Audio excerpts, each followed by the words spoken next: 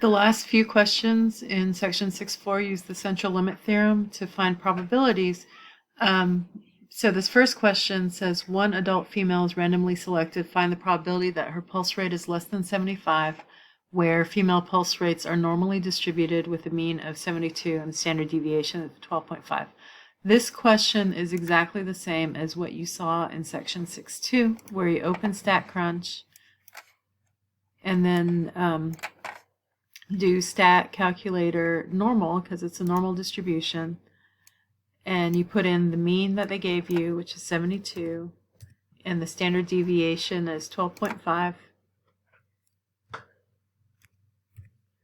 and you want the probability that her pulse rate is less than 75, so make sure that you have less than there and then 75, and you hit compute and you get 0.5948.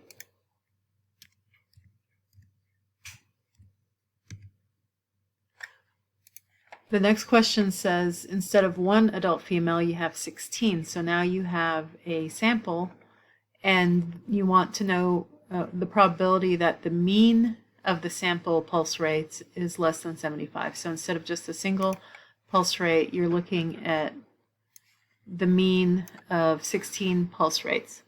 So the only thing that changes is the standard deviation now. According to the central limit theorem, you do sigma over the square root of n.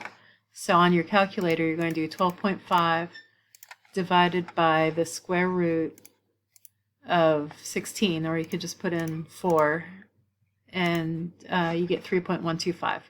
So going back to StatCrunch, the mean stays the same, but instead of 12.5, you're going to have 3.125.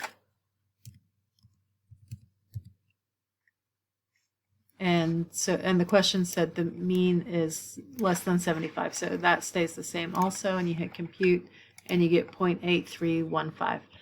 And the next two questions, I think, are pretty much the same as this, where you find the probability for a single person and then the probability for a group.